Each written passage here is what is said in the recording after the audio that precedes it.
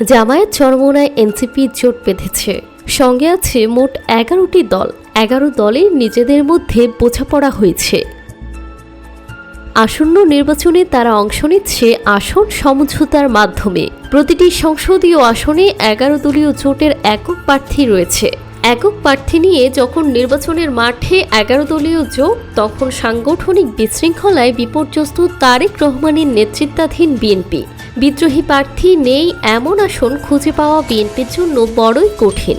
BNP মনোনীত প্রার্থীর বিপরীতে প্রতিটি আসনেই রয়েছে অত্যন্ত যোগ্য ও জনপ্রিয় বিদ্রোহী প্রার্থী। আওয়ামী লীগের নির্যাতন নিপীড়ন মোকাবেলা করে বিএনপির জন্য টিকে থাকা যতটা কঠিন ছিল, বর্তমান সময়ে ক্ষমতার কেন্দ্রে যাওয়ার সুযোগ থেকে নিজেদেরকে কোরবানি দেওয়া তার থেকেও হাজার গুণ বেশি কঠিন।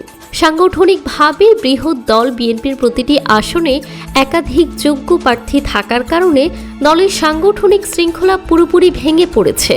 যোগ্য ও জনপ্রিয় বিদ্রোহী প্রার্থীদের দল থেকে বহিষ্কার করেও মিলছে না সমাধান। দল বহিষ্কার করলেও মাঠ ছাড়ছেন না বিদ্রোহী প্রার্থীরা। বিদ্রোহী দমনে ব্যর্থ হলে বিএনপিকে ভীষণ বেগ পেতে হবে।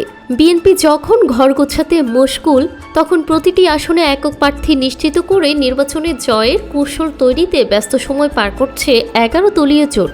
দেশের সকল ইসলামপন্থী মানুষের ভোট ব্যালটের একটি ঘরে ঘরে নিয়ে আসার জন্য প্রথমে গঠিত হয় 8 দলীয় জোট। পরবর্তীতে জুলাই আন্দোলনে নেতৃত্ব দেওয়া ছাত্র সমন্বয়কদের দল এনসিপি ও আরও 3টি দলের সমন্বয়ে 11 দলীয় জোট গঠিত হয়। আগামী নির্বাচনে 11 দলীয় জোটকে বিশেষ সুবিধা দিবে রিজার্ভ ফোর্স। বাংলাদেশের ধর্মপ্রাণ মুসলমানরা 11 দলীয় জোটের মাধ্যমে যেমন প্রিয় প্রার্থীকে খুঁজে পাবে, তেমনি ভারতীয় আগ্রাসন বিরোধী দেশপ্রেমিক তরুণদের সংগঠন এনসিপিরও সারা দেশে রয়েছে নীরব সমর্থক। ঐক্যবদ্ধ 11 দলীয় জোট ভোটের মাঠে যে বেশ খোশ মেজাজে আছে, এটা বলাই যায়। জান্নাতুল তাহসিন, ডেস্ক রিপোর্ট, সকালবেলা।